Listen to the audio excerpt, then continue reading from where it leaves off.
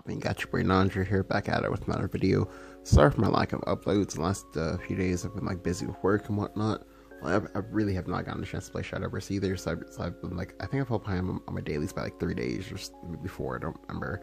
Anyway, but that's just, you know, that just means I have like more fire, more videos to show for you guys. So this is going to be a Take-Two run. Now, for this run, it would have been my 20th 5-0, and it would have been pretty cool, but unfortunately I didn't get it because in my game 1, I was like actually playing on mobile at the time, and my phone like basically like freaked out because like I was in the middle of like recording another video or whatever. I was like, oh, you know, I'm just gonna, you know, play a little bit of Shadowverse, and then my phone like freaked out and then like DC'd, then like basically like DC'd me out the game. And that was tragic and awkward, and I was sad, and you know, very sad, because like it was like a game 1 loss, and like in the hand the hat was very strong. But alas, you know, things happen. Anyway, going on to that, so I did want to go ahead and obviously, you know, show you guys the rest of the draft, because again, I felt like it was a pretty good draft, and it would have been my 20th. So alright, so this is draft. I'm playing Dragon. Like, this draft was pretty fire. Like, I had plenty of really good cards. Like, I had multiple ways to kill big boys of my own that are pretty, you know, standalone. I was able to drop 2 Warbreaker Dragoons. Now at first I was like, you know, Warbreaker's kind of meh, but my boy Elliot, as well as Rather, like, they're like, nah. Oh, I think also Old Pre said this as well. Old Pre and maybe Cookie, but yeah, they're like, nah, Andrew, like, it's gonna be like, you know, it's gonna be pretty fire. It's pretty hot. It's pretty lit. And yeah, no, honestly, Warbreaker was so lit this game. It was crazy. Because typically speaking, like, whenever I play Take-Two, like, my hand, whenever I'm playing Dragon, because Dragon does require, you know, to have other Dragon cards. So whenever I'm like playing one of those cards, be it either Frenzy Drake or I guess in this case Warbreaker, my hand will literally be entirely neutral somehow. I'll be like, oh, this is kind of sad. It's not hidden, but this time it was hidden. Now it's pretty lit. So let's go ahead and go right on into the games. I didn't really want to cover the deck that much, but basically, yeah, it's just like I have a lot of rush units, and rush units make, you know, rush units sell pretty well. That's part of why swords like really good. I'm just gonna scroll all the way down. So I'll be showing you guys two sword games, a Force game, and Havencraft game. I don't know if we'll be able to do all this in the same video. I guess it just depends on like how fast these games are going. Yeah, because I don't remember which series it was, but like there was a series in which I'm playing Take-Two, and I just aced through like all these games like hella fast. But I don't know if that's that would be like this series.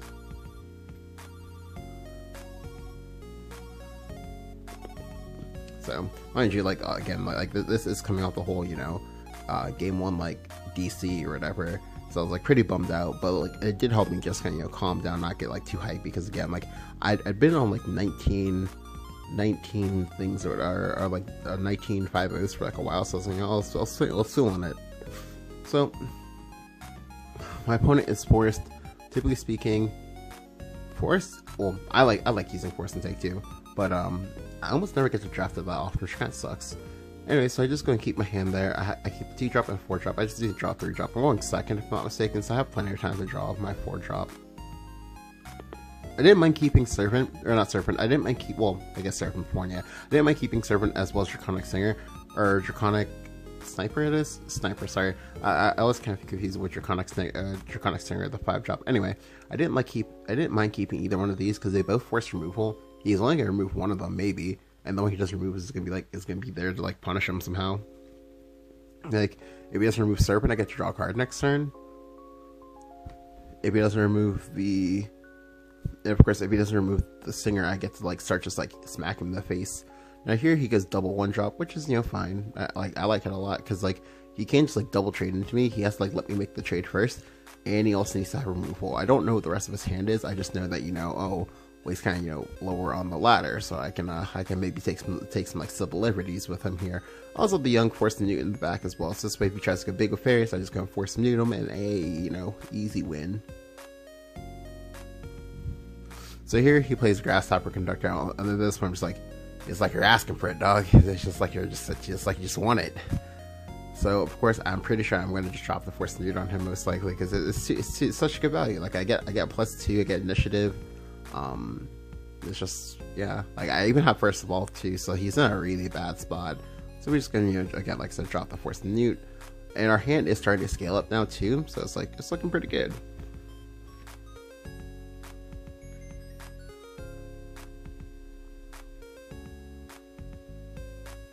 Yeah, so like right now he's in basically in a bad spot, like because he needs to like commit like actual creatures, not like one more or like one garbage.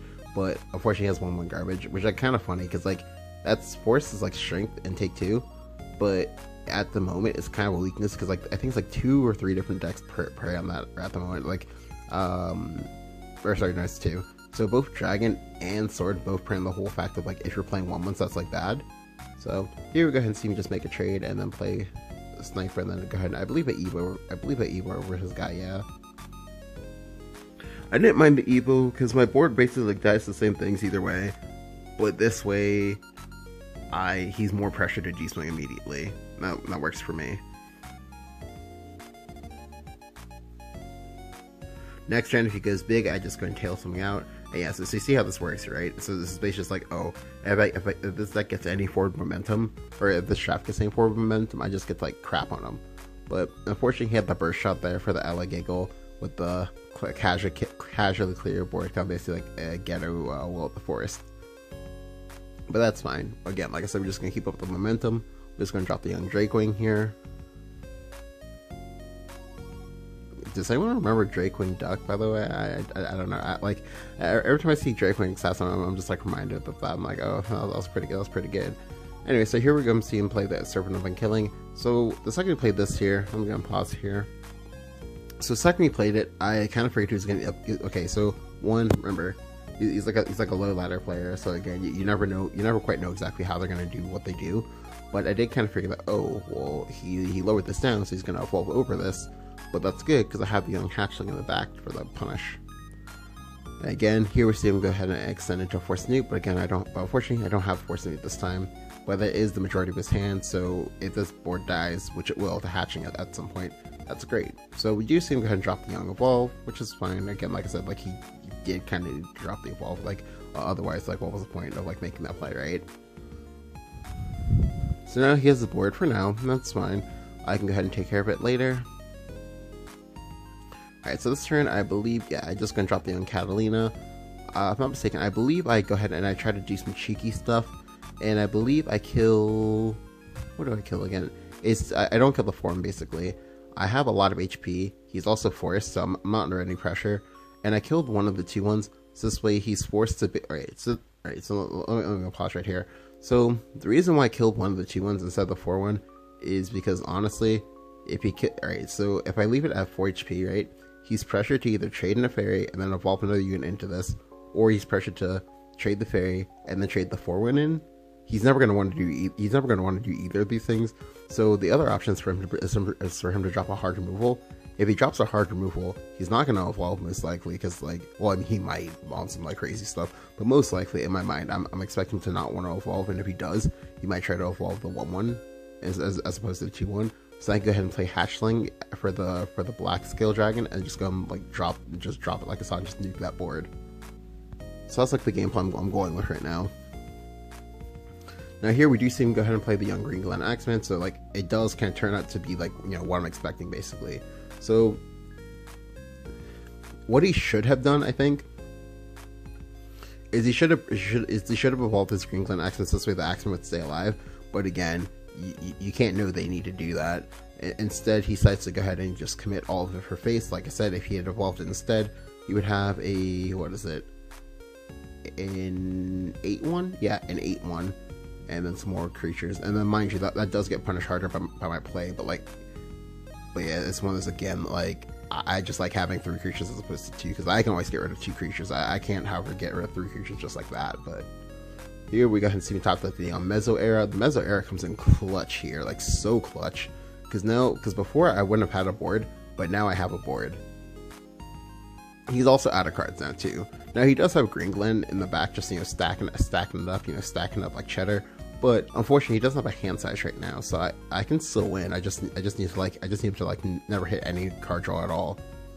Which means I basically just need him to like not play Whispering Woods. If he plays Whispering Woods, the game gets harder for me to win again. But no Whispering Woods, and I probably win. So here we see him go ahead and basically just like drop part of his hand. Now he doesn't commit everything, so I'm not quite sure what the last card in his hand is, but that's fine. I can still just go ahead and plus, I believe I'll play the, yeah, I go ahead and play the Black Scale Drake here. Now playing the Black Scale Drake is basically because I want him to drop Proto Baja if he has Proto Baja. Because like at the moment, like that was like one of the few things I could think about him having that he just like wouldn't play. It basically has to be that, or it basically has to be like that, a 7-drop or like a 9-drop or anything like that, right? But we see him go ahead and full pass here. I'm like, wow, that's pretty brazy, dude. So I believe this. Oh, that so yeah. So this like frees me up to basically just like play investigation. Now here we're gonna see me do some troll shit. Honestly, I kind of forgot that this is that I had black scale in play because I don't know. In my mind, I just thought it died. But yeah, so we see me go ahead and like just like tunnel vision there. That was really bad. Because I did like miss a lethal setup as a result. So yeah, that was kind of awkward there. But basically the damage is done because like he never gets enough time to get his green glint stacks basically, because I always have like a billion answers to his board state, right? So you see him go ahead and play 3 cards. I'm like, okay, sure, that's cute. Alright, so here, honestly speaking, the play is to just like go ahead and go face and just drop Frenzied like it's hot. But I don't do it. I decided to go ahead and go for some style. I don't know what I was like playing around by doing this. I guess I'm playing around him like having some kind of like single target removal that gets rid of my guy, but I don't think it mattered that much. Anyway, here we go and see me go ahead and like troll with the fucking Tartman Evo to bounce one of those back to his hand and then kill the other one that's in play. Like I said, I don't know of a world in which this play was like somehow better than the whole like just playing frenzied thing, but I guess it was, because here I do actually tag Giselle, so I'm just gonna go ahead and drop Giselle here. Giselle is actually super annoying for him, because before, like I said, he had the whole, oh, I can just like go ahead and play Proto Baja as an out. Well, now Proto Baja does not work as an out. He will need to play it though, obviously speaking. However, what happens is that he plays it, right? He plays it, he blows up my board. However, I'm sorry, it actually isn't out. I forgot my board takes 1 more damage. I forgot. Sorry about that. Anyway, so yeah, we're just gonna see him play Fairy Circle. So we know he's lost because we know the other card in his hand is in fact the Adept Archer. So the game's over.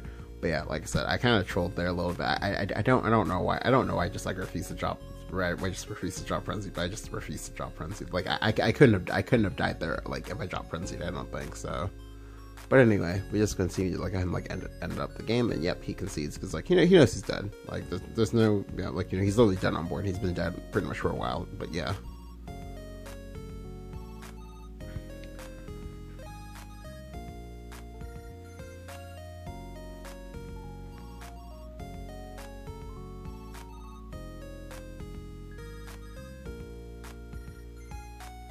Alright, on to the next game. This game is versus... What is it versus? Oop. Feels weird, man. There we go. Alright, yeah, this game's gonna be versus Haven. So Haven, I don't know how I feel about Haven, because like, it got a lot weaker because you can't just like because you can't just like bank on the whole, oh, I'm just gonna go ahead and go for the line game plan and just have removals to support it. You don't have to actually do other things, so it got weaker in that aspect. Because I think like Haven in particular, unless you have like some kind of streamlined goal, you just kind of flounder around and just like don't really do anything. Unless right now you can like basically draft Stormhaven, in which case you're good to go. But I don't think that's as common as one might think it is.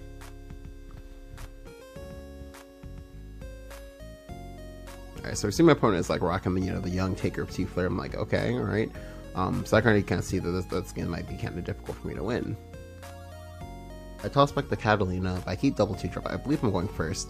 Now remember, I have talked about this a bit in the past, but basically for me, whenever I'm playing Dragon and Take 2, the closer I can get to Ramp Dragon, the better it is for me. Just because again, Ramp Dragon is what I started out with. Ramp Dragon is just it's like my forte. Pun unintended. So I'm just gonna play the Oracle there. Like I have like a very nice curve now, right? Because I can go ahead and play double 2-drop, right? I play double 2-drop into Enhanced Valkyrie of Order to make it a 4/4. That's pretty good. Now here I go and play Somni here.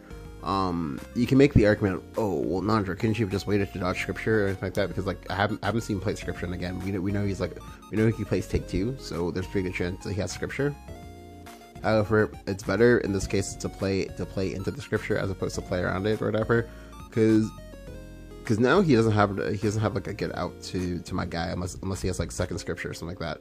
Now here we do go and see me actually misplay. This wasn't on purpose. It was literally just a misclick because at the time I just like, well, no excuse. It was just a misclick. So this play is pretty bad because it does get, well, it technically gets blown up by Prism Swing, but I guess any play gets blown up by Prism Swing. But yeah, but Lorena is like literally what I was thinking about. Like the second I made the play, I was like, oh shit, he's gonna Lorena me, isn't it? And this is gonna be a problem. So basically, right now, I basically like forfeited all of my pressure. I don't have anything going on in my hand. I just kind of have things. So it's kind of, just chilling here, just like, oh, okay, well, what are we gonna do with our life, right? Well, on the bright side, one good thing did come out of this is that Lorena did have to trade because he didn't respect HP values, which is like fine. I mean, it's not a big deal. Like, although it does give me an out of like Blazing Breath and things like that, so that's pretty cool. Now here I pick up the Young Aficionado. That's really, really great. I like that. I like that a lot. So I'm just gonna go ahead and I'm just gonna play the Draconic Sniper. Now I did do this before drawing. Although honestly speaking, I think I would have always played that this 4-drop regardless of what happened, just because like it's really strong here, and there's not many opportunities for me to play it out, and it's just like really, really annoying for my opponent. So now we see me go ahead and pick up the Young Warbreaker Dragoon. So now I'm in a really good spot where like if this 2/2 sticks, I can go ahead and just like evolve it and start applying forward momentum. Now he is forced to make the trade there because of the whole Draconic Sniper thing, and that's fine. Now here he makes a crucial mistake, or he/she makes a crucial mistake. They play the Holy Man Crystal for 5, but I have Warbreaker, friendo. That's spooky. I don't know if I would have done that, but he did it anyway. So here I go ahead and play out Relisa. I then go ahead and play my Mezzo. I then also go ahead and evolve my Sniper. You evolve the Sniper because again, literally Prism Swing. Now it does play into Pitfall and things like that, but he didn't have it last time, right? Like he hasn't had any of these cards like the entirety of this game. So now I'm basically just saying he's not gonna have it ever. So I just gonna hit him in the face for 6. Put that man on notice. He plays out the Paradise Vanguard. He uses another evolve, but that's not good enough because it doesn't actually get rid of my I can't be attacked guy. And again, we clearly see that he doesn't have it because obviously you would always remove the 6/6, right? So we know that he doesn't have it, and we know that he's running on fumes. He's running on fumes. He's hanging on a prayer. Or is it living on a prayer? Whatever that one Bon Jovi song is. Anyway, so I go ahead and I draw. I automatically get the trigger on my Aficionado, so I can go ahead and go Warbreaker Aficionado. But I pick up the second Warbreaker, so I can go Warbreaker Aficionado.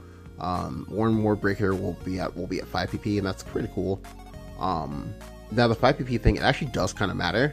You might not think it matters, but it does actually kind of matter because there is a Dragon Horde in my deck, and I could top deck that, and that put me in a very, very good spot because it would actually kill him right now. Because the only other reach I have in my deck is, I believe, Force of Newt, so I have to either find one of those two. Now, mind you, again, the 6/6 is clearly here to stay, right? So I'm basically only stopped by wards at the moment, and he just played a ward there. And here he's playing Altea. Altea is not a ward, so this does not actually make his situation any better. Also, that is his last evolve as well, and mind you, he's been forced to trade the entire time, especially now because I do have lethal on board. So it's basically going to come down to, can he burst me down for he has 12 in play, so now he's 10 in play, so he'd have to burst me down for a significant amount. He'd have to burst me down for 6, but that's really, really hard to do. Now he just needs to burst me down for 4, but again, still kind of hard to do. So here I go in top deck. We got the Dragon Horde. So obviously, of course, you go ahead and play Dragon Horde first. This way you go ahead and have them in the hand. Then you go ahead and play Warbreaker. Warbreaker then gives you a nice cost reduction to the Maelstrom Dragon in your hand. And then you just get to play out the Maelstrom Dragon for 1 PP. And then it does 3 damage. So we have the lethal here. I'm like, hey, we got it. Oof. The Sniper and the Sniper, the Mezzo, and the Mezzo just carried, like, especially with the Evo too. Like he literally took 18 damage from this guy. literally 18 damage. That's wild. That's nutty. Yeah, and it just shows you that again, like if you start off with a ramp dragon start and you actually build in a way that this way you get to like abuse that start, you're good to go. Just good to go. Yeah. So that's like the first 2 games. I'm going to like show you guys the next 2 games like when I go ahead and record next. But yeah, if you guys enjoyed the video, go ahead and leave a like, go ahead and hit the subscribe button. Let me know what you think about the series overall. Do you guys like it? Do you guys hate it? Thank you guys for watching, and I'll catch you guys next time. Peace.